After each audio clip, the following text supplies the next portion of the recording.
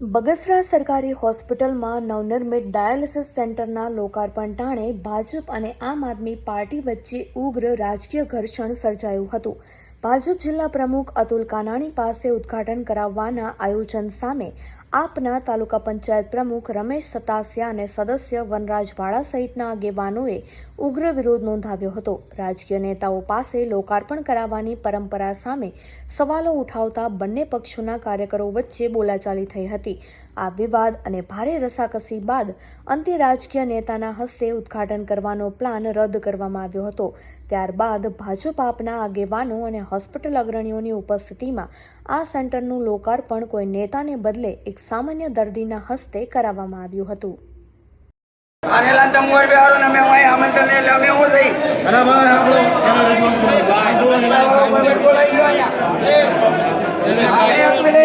ભાજપનું નથી, ભાજપના કાર્યક્રમમાં તમે તમારા કાજુ બદામને મેસઅપ તમારે ખર્ચે આપો, અમને વાંધો નથી, એમ નો આવીએ બોલીએ નહીં.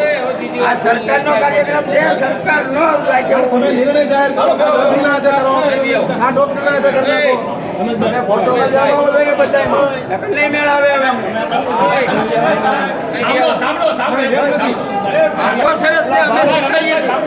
લોકો માટે બહુ ઉપયોગી છે, અમે ખુદ સ્વીકારીએ છીએ. વિરોધ તમારો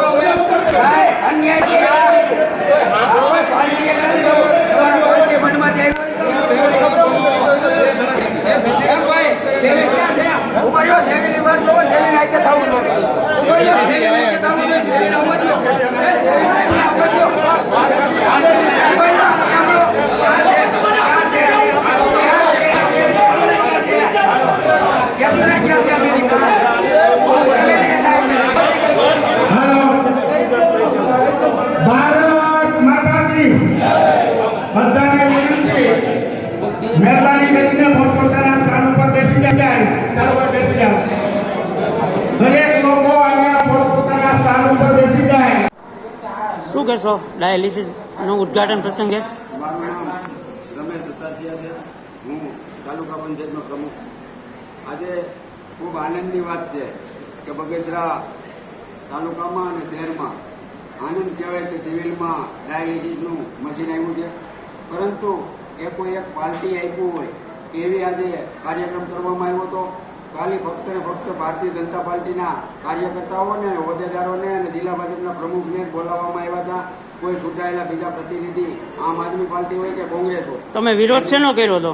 અમે વિરોધ એનો કર્યો હતો કે આ કાર્યક્રમ લોક પ્રતિનિધિના હાથે થવો જોઈએ, અથવા તો કોઈ ડોક્ટરના હાથે થવો જોઈએ.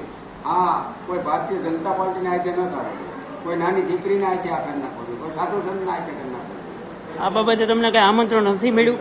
ના, મને એક પ્રમુખ તરીકે આમંત્રણ મળ્યું હતું, પણ અમારા ચૂંટાયેલા એક પણ સભ્યને આમંત્રણ મળેલું નથી. ખુદ રોગી કલ્યાણ સમિતિના સભ્યને પણ આમંત્રણ મળેલું. શું કહેશો બગસરા સામૂહિક આરોગ્ય કેન્દ્રમાં ડાયાલિસિસ ચાલુ થયું એ બાબતને લઈને તમે કંઈક વિરોધ કર્યો, શું કહેશો?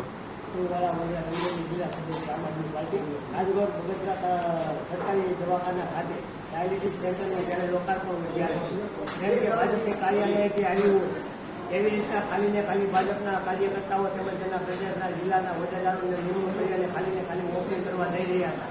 તો અમે એ ફોટો સેશન ના થાય અને નાનામાં નાનો કોઈ વ્યક્તિ અથવા તો દર્દી અથવા તો જે કોઈ સરકારી અધિકારી દ્વારા આનું લોકાર્પણ કરે એવો અમારો વિરોધ દર્શાવ્યો હતો. અને તમામ પક્ષોને સાઈડમાં રાખી અને પોતાને ખાલી વાહવાહી કરવા માટે આજરોજ આજે લોકાર્પણ કર્યું, અમે તેનો સતત વિરોધ કરેલો છે.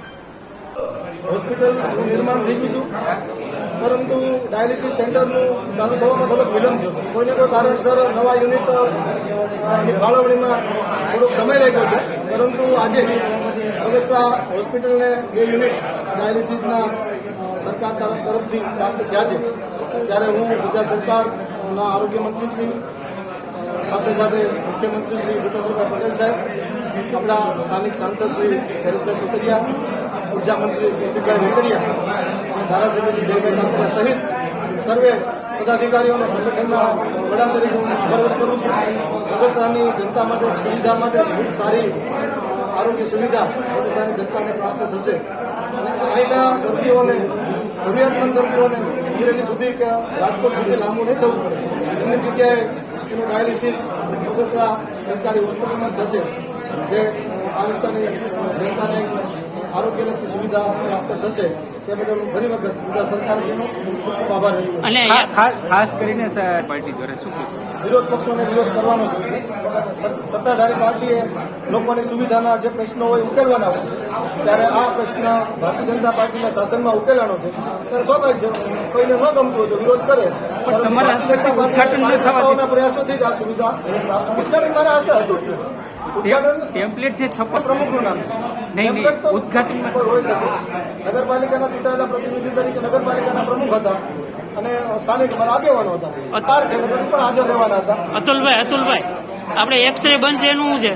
એક્સરે માટે મારા ધ્યાન ઉપર અત્યારે વાત આવી છે. ધૂળ ચડી ગઈ છે ઉપર. એના માટે આપણે પ્રયાસ કરીએ વહેલી તકે બગસરાની જનતાને એક્સરેની જે સુવિધા છે ફરી વખત ચાલુ થાય. છેલ્લા 1 વર્ષથી આ મશીન પડ્યું છે ઉપર. હવે મને બહુ આ વિશે ખ્યાલ નથી પણ આનો હું પ્રયાસ કરું છું વહેલી તકે ચાલુ રહેવું પ્રયાસ કરાવું. ડોક્ટરનો